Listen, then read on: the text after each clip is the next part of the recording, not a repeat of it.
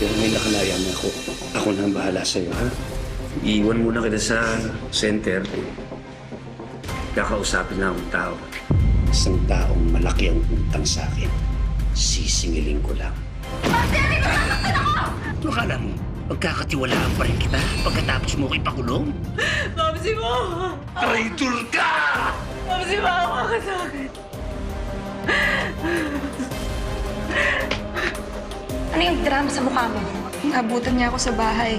Sinabihan niya akong layuan na kayo. Hindi ka na lang lumayo. Ma'am, paano ka? Iba na ang buhay mo ngayon. Oo, inalagaan kita. Pero hindi ka namin tunay na anak. Quits na tayo. Iwan na lang natin sa kanal.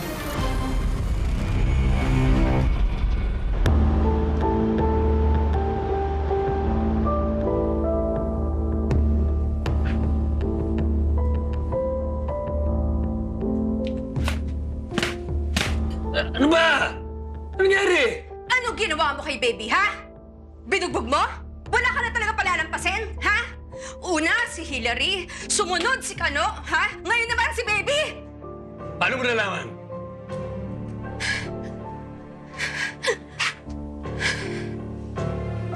Nagsumbong sa'yo? Nakipagkita ka? Ha? Alam mo, Papsi, ha? Yung init ng ulo mo, hindi mo makontrol. Hindi na tayo bagets! Jumbo-jondors na tayo! Huminahamog ka na! Nakipagkita sa'yo? Ha? Asan yung baby niya? Pupuntahan ko. Wag na! Sinabihan ko na siya na kahit kailan huwag na siyang babalik. Tandaan mo to, Osang. Ha? Wag na wag kang pumayag na lapitan ng baby na yan. Alam ko, iba tingin mo sa kanya kaysa kay Kano at Hillary. Pero tandaan mo rin na yung traitor na yan ang sumira ng pamilya na to. At kapag mautukan niya ulit, tayo mag-aaway.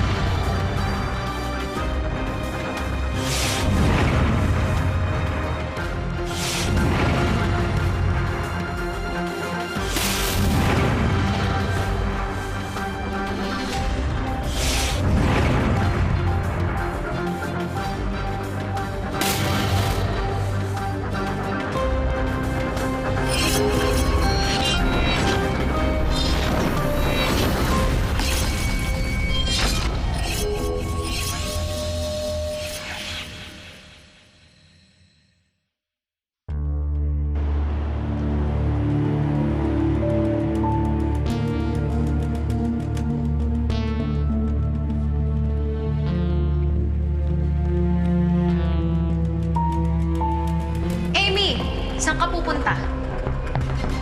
Ate Beth? Lalabas lang kami ng mga friends ko. Papalamig lang ng konti.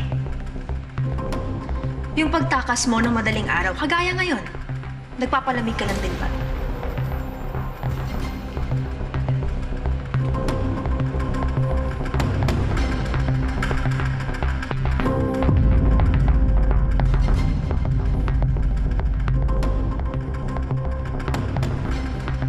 Nakita ka rin daw ni Aling Neneng na tumatakas tuwing madaling araw. Saan ka ba pumupunta? Sorry na. Minsan kasi yung mga barkada ko, late nagyayaya yung mga yun. Siyempre, tulog na kayo, kaya nakas na lang ako. Party-party lang naman yun, te. Are you sure? Party-party lang talaga. Ano ba? Tingin mo ba hindi ako nakakahalata? Ba't ba ayaw na ayaw mo sa akin, ha? Dahil ba pokpok ako dati? Di ako matalino kagaya mo? O dahil jologs ako? Pinipilit ko naman magbago eh. Amy, look. Hindi mababago ng forma mo o ng kilos mo kung sino o ano ka talaga. Sabi mo? What I mean is, hindi mo ako maluloko.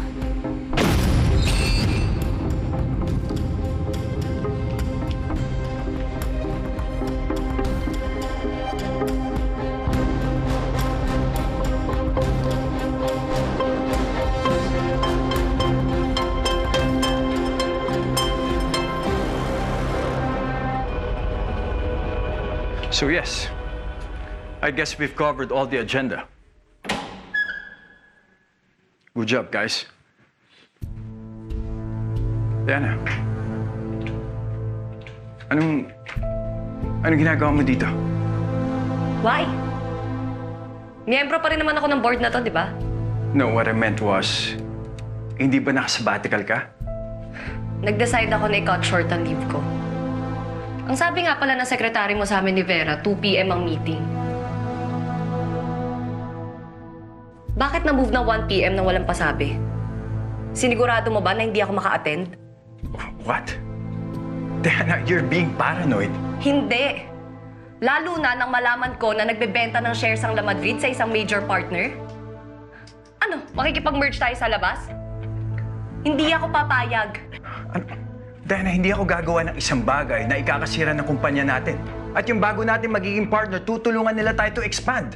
And besides, kahit na bumoto ka ng no, wala ka na magagawa. The majority already voted yes. Hindi mo ako mababraso, Vlad. Ang ayoko sa lahat yung iniisahan ako.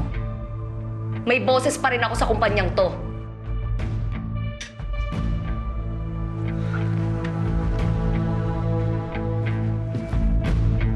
Diana.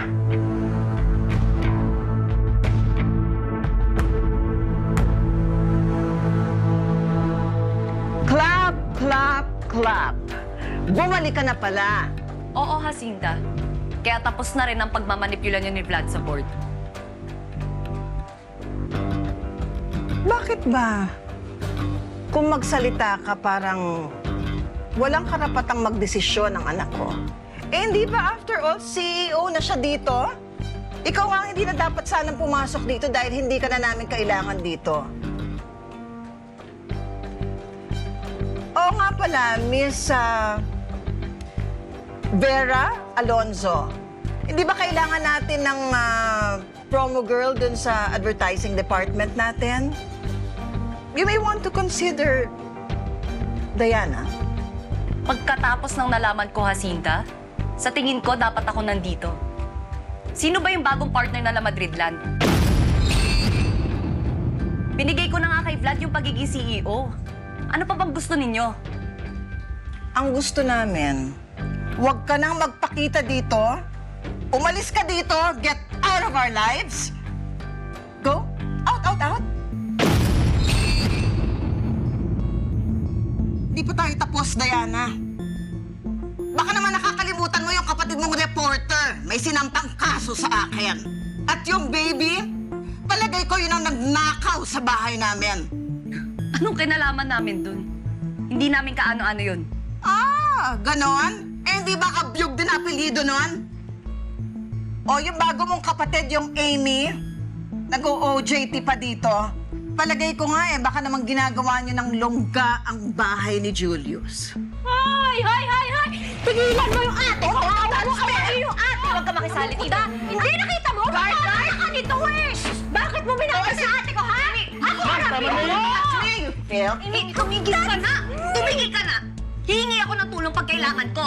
Pag hindi, huwag ka makikisali. Hindi mo to problema. kayo. Ang walang modo, mga iskandalosa!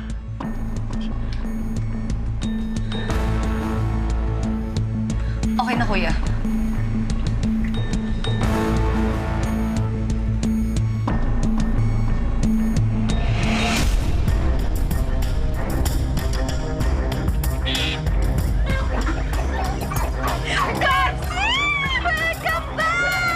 Excuse me, Mate!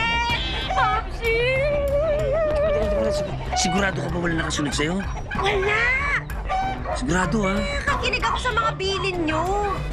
Bawal magpahuli, di ba? Alam mo, buti na lang talaga nandito ka. Ito mo si Baby. Sobrang talino, naging suwain. Outs naman. So, hindi ako matalino, ganon. Hillary, daig ng masunurin ang matalino.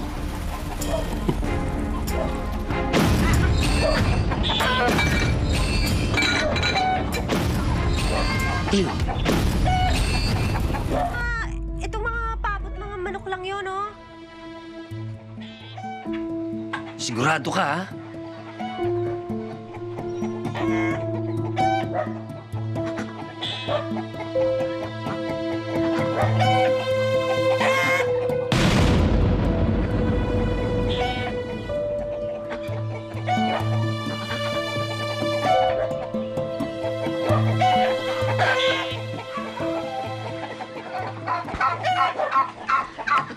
Saka ba sa loob, Papsi? Langya. Kung makakamusta ka, parang nagbakasyon lang ako, ah. Ito naman, drama. Siyempre, nalungkot din ako nung nakulong ka.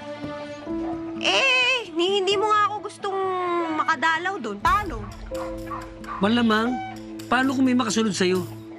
At makita nag-uusap tayo? Eh di nabisto yung plano natin na sa pagpasok mo doon sa mga La Madrid. Tama nga naman.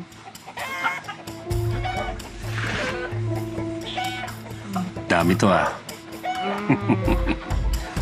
Very good.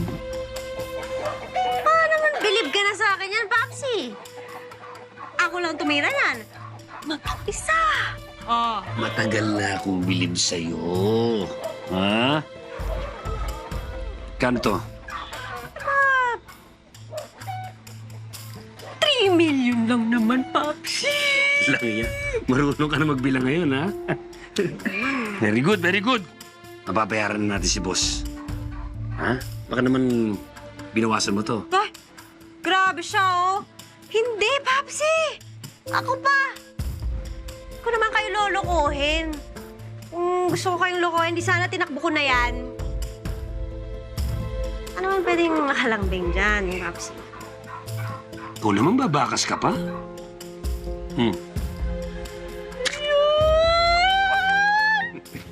Thank you, Papsi! Ikaw kasi, huwag ka nagpapahalata sa kanila. Nakakapagod na nga magpanggap eh. Good morning, ate. Hello, ate. Alis mo na ako, te. Yes, te. Walang tanga. Okay lang yan. Kunting tiis-tiis pa. Kita mo to? Mas malaki pa dito manenenok natin doon. Kaya galingan mo ang pagpapanggap mo. Ha? Very good. Papasok ko muna itong pera.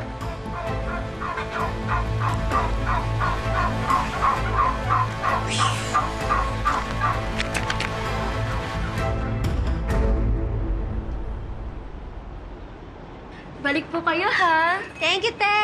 Ang ganda ko.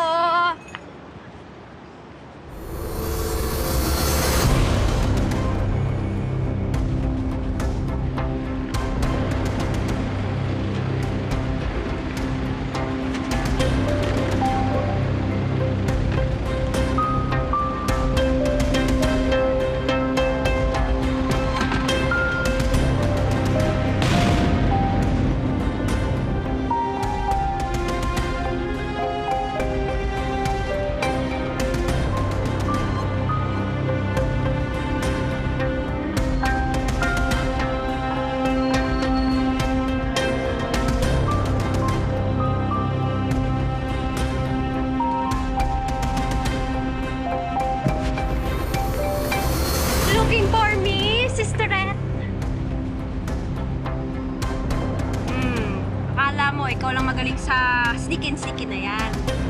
Hoy, marunong din ako maging invisible. Ano naman ba kailangan mo? Hillary, nakita ko kayo ni Papsi nag-uusap. So, patay ko yun eh. Ano masama doon? Bawal? Ikaw lang naman yung ayaw siyang makalaya, di ba? Aminin mo. Siya ang dahilan kung bakit nagkawatak-watak yung pamilya natin. Hep, hep, hep. Ikaw yun. Kasi nga, traidor ka. Mas pinipili mo yung hindi mo kapatid kaysa sa tunay mong pamilya. Sabihin mo sa akin, ano bang binabalak ni Papsi? Hindi ako katulad mo, Bill. Hindi ako traidor. Hillary, hindi niyo naman kailangan magnakaw para guminhawa yung buhay niyo. Pagod na ako sa paawa effect mo na ganyan eh. Ako si Baby. Ako ang pinaka-mabait sa abiyong. Sugo ka ba ng Diyos, ha? Porket nagpakabait ka sa loob ng kulungan. Siya nga, kahit anong sabihin mo,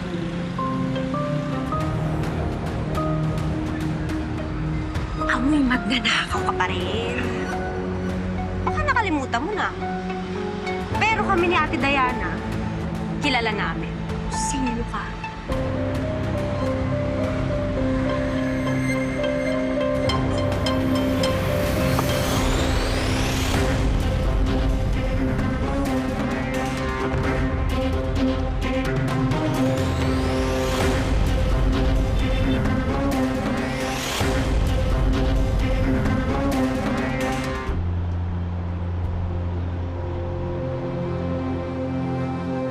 Akala ko naman, hindi na babalik yung Diana na yan dito. Pero hinaharang na naman ang babae yan ang lahat ng plano natin. Kailangan natin ng merger na to, ma'am. At ngayon nakabalik na si Diana. Paano kung i-convince niya ang board na bumaliktad? Papayag ka? Of course not. I'm the CEO of this company, kaya ako ang dapat masunod. Pero kung naandyan si Diana para kontrahin ang lahat ng decisions natin, ma'am, mahihirapan ako. Don't worry, Vlad. Mula nang naisahan tayo nung babaeng yun, dun sa last will and testament ng daddy ninyo, kumikilos na ako.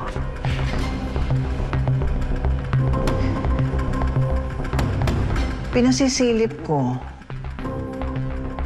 kung paano mapawalang bisa ang last will and testament. Don't you think it's too late? My son, walang imposible sa akin.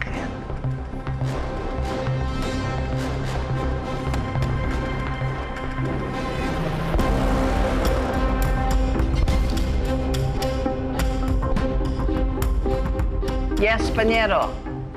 Gusto kong tignan mo ang lahat ng legalities tungkol sa kasal ni Julius at ni Diana. At kung wala kang mahanap na butas, gusto ko sabihin mo sa akin kaagad para magawa natin ang paraan. Thank you, Panyero.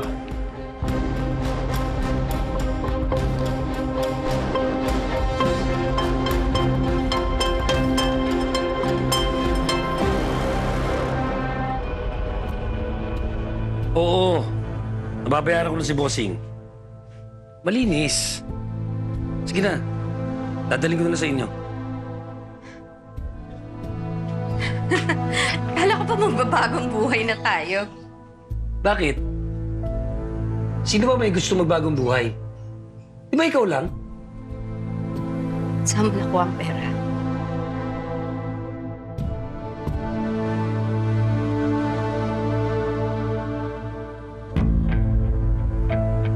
Kung naintindihin yun, ang importante, babayaran natin si Bossing at mapapagamot na kita.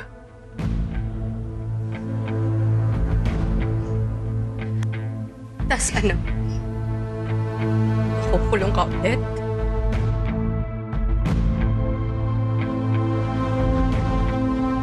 Iwan mo na naman ako ulit, Papsi.